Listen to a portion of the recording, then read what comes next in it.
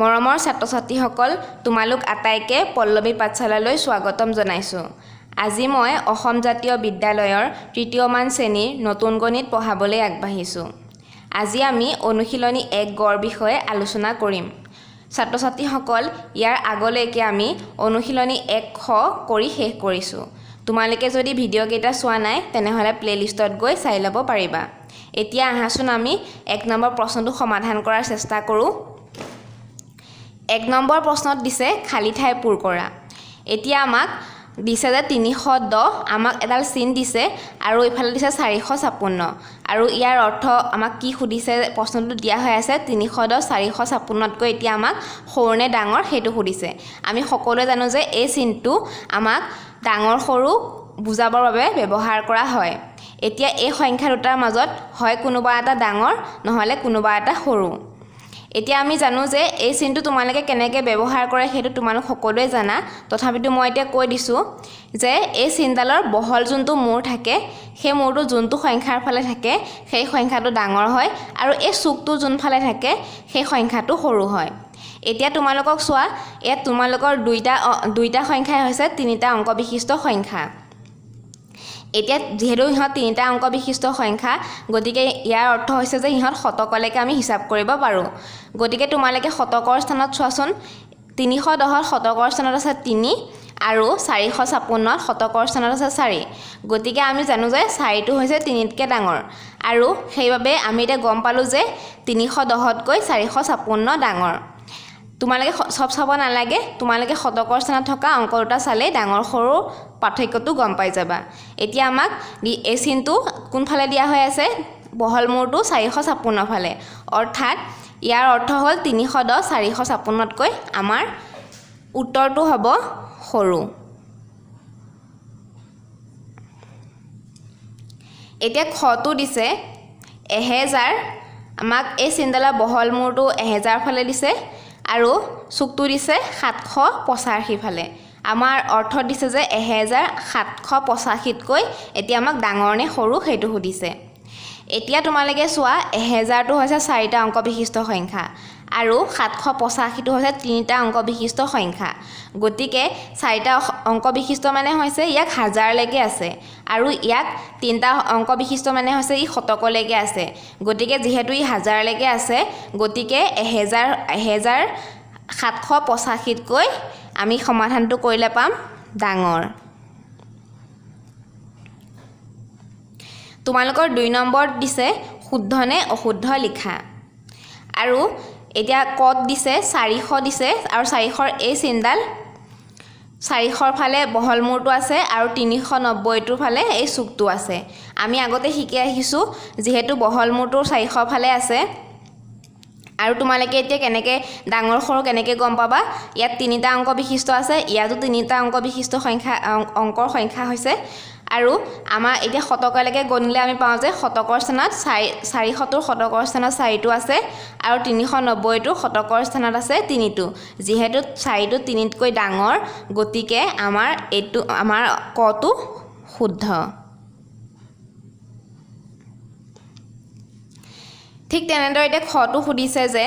330 ডাঙৰ নে 333 ডাঙৰ। ইয়াত ডাঙৰ চিনটো কোনফালে দিয়া হৈ আছে 330ৰ ফালে দিয়া হৈ আছে। এতিয়া আমি চাওঁ আহাচোন 330টো ডাঙৰ নে 333টো ডাঙৰ। এতিয়া দুইটাই হৈছে 3টা অংক বিশিষ্ট সংখ্যা গতিকে আমি শতকৰ স্থানত কি পাইছোঁ ইয়াত 330ত 3 পাইছোঁ আৰু 333টো শতকৰ স্থানত 3 পাইছোঁ। গতিকে আমি এতিয়া শতকৰ স্থানত যিহেতু একেকৈ পালোঁ গতিকে আমি এতিয়া দশকৰ স্থানলৈ আহিম। দশকৰ স্থানত 330ত আছে 3 আৰু 333টো আছে 3। গতিকে দশকৰ স্থানটো আমাৰ একেকৈ আছে। এতিয়া আমি এককৰ স্থানত কি আছে সেইটো চাওঁ আহাচোন। 330ত আছে এককৰ স্থানত 0 আৰু 333ত আছে এককৰ স্থানত 3। এতিয়া আমি জানো যে 3টো হৈছে 0তকৈ ডাঙৰ, কিন্তু আমাৰ প্ৰশ্নটোত দিছিলে আমি ডাঙৰটো কোনটো ফালে বুজাই আছে 330ৰ ফালে বুজাই আছে। গতিকে মানে এইটো আমাৰ অশুদ্ধ, আমি অশুদ্ধ বুলি ইয়াতে পাতিব লাগিব। এতিয়া ঠিক তেনেদৰে গটো দিছে 1895 আৰু ইয়াক সৰু দিছে আৰু ডাঙৰটো কোনফালে দিয়া হৈ আছে 1885 গতিকে এইটো আমাক শুদ্ধ হৈছে নে ভুল হৈছে এতিয়া পৰীক্ষা কৰি চাওঁ আহাচোন এতিয়া এইটো হৈছে 4টা অংক বিশিষ্ট সংখ্যা আৰু এইটো হৈছে 4টা অংক বিশিষ্ট সংখ্যা এতিয়া আমি ইয়া 4 নম্বৰ অৰ্থাৎ হাজাৰ স্থানত কোনটো আছে চাওঁ আহাচোন 1895 হাজাৰ স্থানত আছে 1 আৰু 1885 ৰো হাজাৰ স্থানত একেই আছে গতিকে আমি এটা শতকৰ স্থানলৈ আহিম শতকত আছে ইয়াত 8 আৰু ইয়াত শতকত আছে 8 গতিকে যেহেতু মিলি গল গতিকে এতিয়া আমি দশকৰ স্থানলৈ আনিম তোমালোকে মিলি গলে তোমালোকে যদি হাজাৰ স্থানত একে একে পাইছা তেনেহলে শতকলৈ আহিবা শতকত যদি একে একে পাইছা তেনেহলে দশকলৈ আহিবা কাৰণ আমাক ডাঙৰ সৰু পাৰ্থক্যটো বিচাৰি উলিয়াব লাগিব এতিয়া যেহেতু হাজাৰ আৰু শতকত একে একে আছে গতিকে এতিয়া আমি দশকৰ স্থানলৈ আহিম ইয়াত আছে দশকৰ স্থানত 9 আৰু ইয়াত আছে দশকৰ স্থানত 8 গতিকে আমি পাৰ্থক্যটো পাই গলো এতিয়া আমি ইয়াত দশকৰ স্থানত যেহেতু 9 পাইছো ইয়াত 8 পাইছো আৰু আমি জানো যে 9 টো হৈছে 8 তকৈ ডাঙৰ গতিকে আমাক চিনটো দিয়া হৈ আছে আকৌ 1895 টো সৰু বুলি যেহেতু আমি পাইছো যে এটোহে ডাঙৰ গতিকে এটো হৈছে অশুদ্ধ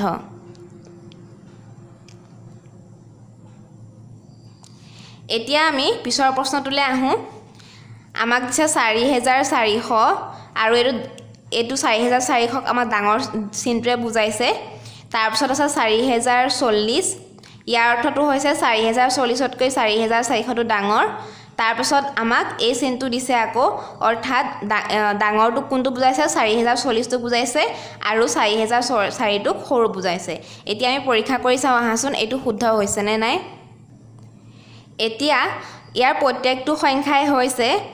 4টা অংক বিশিষ্ট সংখ্যা অৰ্থাৎ আমি হাজাৰলৈকে ইয়াত পাম এতিয়া আমি চাওঁ আহাচোন হাজাৰ স্থানত থকা অংক কিটানো কি আছে এতিয়া আমি হাজাৰ স্থানত ইয়াত পাইছো 4 দ্বিতীয় সংখ্যাটো হাজাৰ স্থানত পাইছো 4 আৰু তৃতীয়টো এইটো 4 পাইছো গতিকে আমি যেহেতু মিলি আছে গতিকে ইয়াৰ পৰা আমি গম পাইছো যে ইয়াৰ পৰা ডাঙৰ সৰু পাৰ্থক্যটো গম পোৱা নাযাব গতিকে এতিয়া আমি কি হলে আহিম শতকলৈ আহিম শতকত ইয়াত পাইছো 4 ইয়াত পাইছো 0 আৰু ইয়াত পাইছো 0 গতিকে আমি গম পোৱা গল যে যেহেতু 4 টো হৈছে 0 তকৈ ডাঙৰ অৰ্থাৎ ইয়াত আমাৰ অংকৰ পাৰ্থক্য হৈ আছে গুটেকিটাতে গতিকে আমি গম পালো যে এতিয়া 4400 টো হৈছে 4040 তকৈ ডাঙৰ কাৰণ আমি জানো যে 4 টো হৈছে 0 তকৈ ডাঙৰ এতিয়া আমি এই দুটা শুদ্ধ বুলি গম পালো এতিয়া আহাচোন আমি এই দুটা শুদ্ধ হৈ আছে নে নাই হেতু চাওঁ এতিয়া যেহেতু আমাৰ হাজাৰ স্থানত দুইটা একে চোৱাচোন হাজাৰ স্থানত ইয়াতো 4 আছে হাজাৰ স্থানত ইয়াতো 4 আছে শতকৰ স্থানত ইয়াতো 0 আছে ইয়াতো শতকৰ স্থানত 0 আছে এতিয়া আমি দশকৰ স্থানটো চাওঁ আহাচোন দশকৰ স্থানত ইয়াত আছে 4 আৰু ইয়াত আছে 0 গতিকে আমি পাৰ্থক্যটো পাই গলো নে তোমালোকে যত পাৰ্থক্য পাবা তাতে ৰখি যাবা আৰু ৰখি পেলাই চাবা যে কোনটো ডাঙৰ কোনটো সৰু এতিয়া 4 টো হৈছে 0 তকৈ ডাঙৰ অৰ্থাৎ আমি যেতিয়া গম পালো যে 4004 টো হৈছে 4040 তকৈ সৰু আৰু এটো হৈছে শুদ্ধ গতিকে আমি ইয়াত শুদ্ধ বুলি লিখিলো এতিয়া 3 নম্বৰটো আমাক দিছে আমাক কোনটো ডাঙৰ কোনটো সৰু হেতু তাৰ উপযুক্তটো চাই আমাক চিন দুটা দিব দিছে এতিয়া আমাক কটো দিছে 139 আমাক এটা বক্স দিছে হেতু ঠাই পূৰণ কৰিব লাগে আৰু ইফালে দিছে 149 অৰ্থাৎ আমাক যিকোনো এটা চিন ইয়াত দিবলৈ দিছে এতিয়া আমি ইয়াত কেটা অংক বিশিষ্ট সংখ্যা 3টা অংক বিশিষ্ট আৰু এটো হৈছে 3টা অংক বিশিষ্ট সংখ্যা এতিয়া চাওঁ আহাচোন ইয়াত শতকৰ স্থানত কোনটো আছে শতকৰ স্থানত ইয়াতো 1 আছে আৰু ইয়াতো 1 আছে যেহেতু শতকটো একে পালো গতিকে ইয়াৰ পৰা পাৰ্থক্যটো আমি গম পোৱা নাই গতিকে আমি এটা কি হলে আহো দশকৰ স্থানৰ অংকলৈ আহো দশকৰ স্থানত ইয়াত আছে 3 ইয়াত আছে 4 4 টো হৈছে 3 তকৈ ডাঙৰ গতিকে আমি চিনটো বহালে এটা কেনেকৈ বহাব লাগিব এতিয়া যেহেতু আমি 4 টো ডাঙৰ পালো গতিকে ডাঙৰ চিনটো কোনফালে হ'ব এফালে অৰ্থাৎ 149 টো আমি ডাঙৰ পালো এতিয়া আমি খটো চাও আহাচোন খটো ইয়াত দিছে 450 ইয়াত দিছে 79 তোমালোকে চোৱা এতিয়া 450 টো হৈছে 3টা অংক বিশিষ্ট সংখ্যা অৰ্থাৎ ই শতকলৈকে আছে আৰু 79 টো হৈছে 2টা অংক বিশিষ্ট সংখ্যা গতিকে যেহেতু আমি জানো যে 3টা অংক বিশিষ্ট সংখ্যাটো 2টা অংক বিশিষ্ট সংখ্যাতকৈ ডাঙৰ গতিকে আমি 450 দি ডাঙৰ চিনটো আমি এনেকৈ পাতিলোঁ গটো দিছে 1000 দিছে আৰু ইফালে দিছে 1100 গতিকে আমাক এতিয়া কোনটো ডাঙৰ কোনটো সৰু সেইটো চিনটো বহাই আমাক লিখিব দিছে এতিয়া এটো 4টা অংক বিশিষ্ট সংখ্যা এটো 4টা অংক বিশিষ্ট সংখ্যা আমি প্ৰথমতে 1000 টো চাওঁ আহাচোন 1000 টো ইয়াতো আছে 1 ইয়াতো আছে 1 এতিয়া যেহেতু মিলি আছে গতিকে মিলি থাকিলে আমি পাৰ্থক্যটো নাজানিম যে কোনটো ডাঙৰ কোনটো সৰু সেইটো কাৰণে আমি কি কৰিম এতিয়া শতকৰ স্থানলৈ আহিম শতকৰ স্থানত ইয়াত আছে 0 আৰু ইয়াত আছে 1 আমি জানো যে 1 টো ডাঙৰ গতিকে আমি পালো যে 1100 টো ডাঙৰ গতিকে আমি 1000 টো পাতিলো ডাঙৰ চিনডাল কোনফালে দিম 1100 ফালে তাৰ পিছত পিছৰটো দিছে 10101 আৰু 11000 11ৰ মাজত কোনটো ডাঙৰ আমাক সুধিব দিছে এতিয়া তোমালোকে চোৱাচোন এটো হৈছে কেটা অংক বিশিষ্ট সংখ্যা তোমালোকে আগতে হিসাব কৰি চোৱা এতিয়া আমি পাইছো যে 1 2 3 4 5 এটো হৈছে 5টা অংক বিশিষ্ট সংখ্যা এটো চোৱা আহাচোন কেটা অংক বিশিষ্ট সংখ্যা এটো হৈছে 1 2 3 4 5 এটো 5টা অংক বিশিষ্ট সংখ্যা এতিয়া যেহেতু 5টা অংক বিশিষ্ট সংখ্যা গতিকে আমি একেবাৰে 5 নম্বৰ থাকাটো ইয়াত গণনা কৰি প্ৰথমতে চাই লম ইয়াত 5 নম্বৰ থকা অংকটো হৈছে 1 আৰু ইয়াত 5 নম্বৰ থকা অংকটো হৈছে 1 গতিকে যেহেতু এটা মিলি আছে গতিকে আমি ইয়াৰ পৰা কোনটো ডাঙৰ কোনটো সৰু পাৰ্থক্যটো ধৰিব পৰা নাই গতিকে এতিয়া আমি কলে আহিম 4 নম্বৰ স্থানলৈ আমি আহিম 4 নম্বৰত আছে ইয়াত 0 আৰু ইয়াত আছে 1 আমি এটা পাৰ্থক্যটো গম পালো নে ইয়াত আছে 0 আৰু ইয়াত আছে 1 গতিকে বেলেগ বেলেগ হল নে আৰু আমি এটা জানো যে 0তকৈ 1টো ডাঙৰ গতিকে আমি চিনটো বহালে কেনেকৈ বহাম আমি এটা গম পালো যে এটো ডাঙৰ গতিকে চিনটো এনেকে বহালো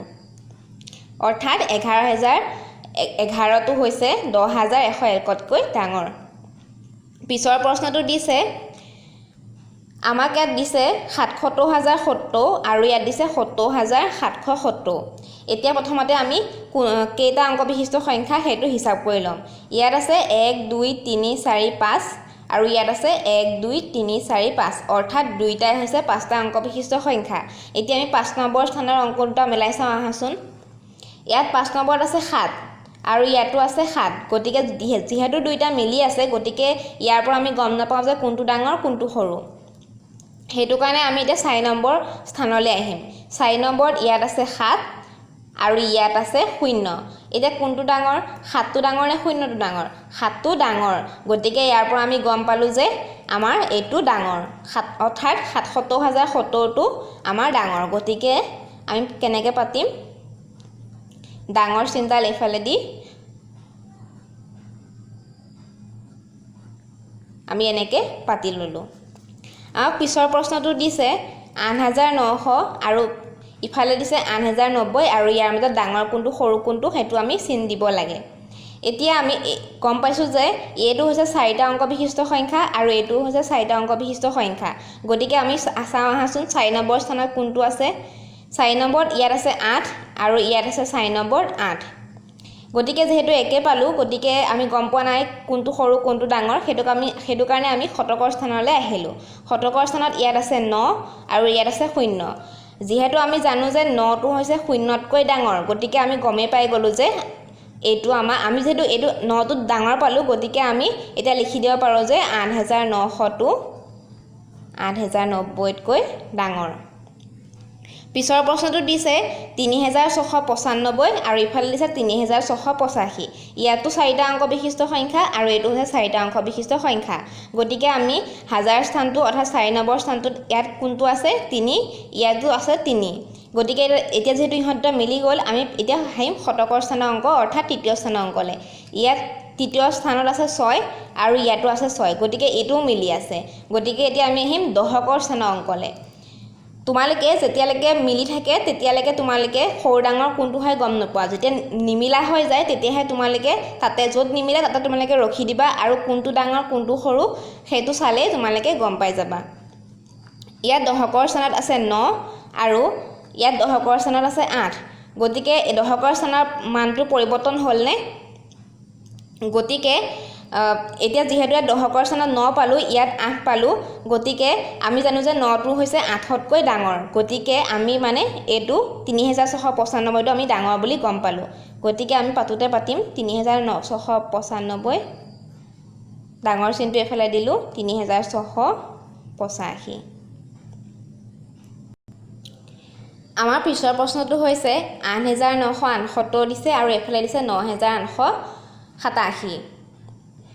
ক্ষমা কৰিবা এইটো হৈছে 9868 এতিয়া আমি এইটো পাইছো যে এইটো 4টা অংক বিশিষ্ট সংখ্যা আৰু এইটো 4টা অংক বিশিষ্ট সংখ্যা এতিয়া আমি চাওঁ আহাচোন 4 নম্বৰটো অৰ্থাৎ হাজাৰ স্থানত কোন ক'ত আছে এতিয়া ইয়াত হাজাৰ স্থানত আমি পাইছো 8 আৰু ইয়াত হাজাৰ স্থানত পাইছো 9 গতিকে প্ৰথমতে আমি গম পালো ইয়াৰ যেহেতু তাৰতম্য আছে অৰ্থাৎ পাৰ্থক্য আছে গতিকে 9 আমি জানো যে 9টো হৈছে 8তকৈ ডাঙৰ গতিকে গম পালো যে 8968 টো 9868তকৈ সৰু অৰ্থাৎ সৰু থাকিলে আমি চিনটো এনেকৈ দিওঁ আৰু গতিকে ডাঙৰ ফালটো যেহেতু ডাঙৰ ফালে হৈ আছে গতিকে আমি ইয়াৰ পৰা এইটো উলিয়াব পাৰিলোঁ পিছৰ প্ৰশ্নটো দিছে 6900 ক্ষমা কৰিবা 69785 আৰু এফালে দিছে 69585 এতিয়া ইয়াত আছে 5টা অংক বিশিষ্ট সংখ্যা আৰু ইয়াতো আছে 5টা অংক বিশিষ্ট সংখ্যা গতিকে 5 নম্বৰ স্থানত ইয়াত আছে 6 ইয়াতো আছে 6 তাৰপিছত 4 নম্বৰ স্থানত ইয়াত আছে 9 ইয়াত আছে 9 গতিকে ইয়াত এতিয়ালৈকে আমি একেকৈ পাই আছো এটা শতকৰ স্থানত চাওঁ আহাচোন শতকৰ স্থানত ইয়াত আছে 7 ইয়াত আছে 5 গতিকে এতিয়া আমি জানো যে 7টো হৈছে 5তকৈ ডাঙৰ গতিকে আমি গম পালো যে এই সংখ্যাটো ইয়াতকৈ ডাঙৰ গতিকে আমি লিখোতে লিখিম ডাঙৰ চিনটো হলে আমি এনেকৈ দিওঁ আমি এতিয়া ইয়াৰ সমাধানটো উলিয়াব পাৰিলোঁ পিছৰ প্ৰশ্নটো দিছে 27808 আৰু এফালে আছে 27880 এতিয়া ইয়াত হৈছে 5টা অংক বিশিষ্ট সংখ্যা এইটো হৈছে 5টা অংক বিশিষ্ট সংখ্যা গতিকে আমি ইয়াত 5 নম্বৰ স্থানত পাওঁ 2 ইয়াতো আছে 2 ইয়াত 4ত আছে 7 আৰু ইয়াতো আছে 7 আৰু 3ত আছে 8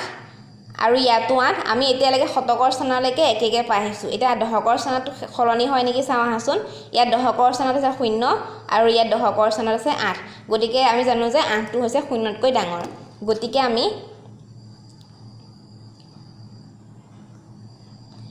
কোনটো ডাঙৰ পালো আমি এইটো ডাঙৰ পালো গতিকে আমি এটো এনেকৈ লিখিলো ছাত্ৰ ছাত্ৰীসকল এতিয়া নিশ্চয় তোমালোকে এইখিনি বুজি পাইছা যে আমি সৰু ডাঙৰটো কেনেকৈ উলিয়াব পাৰো আমি ইয়াৰ পৰৱৰ্তীখিনি নেক্সট ভিডিঅ'ত আলোচনা কৰিম আৰু নেক্সট ভিডিঅ'ত লগ পোৱাৰ আশাৰে আজিলৈ ইমানতে সামৰিছোঁ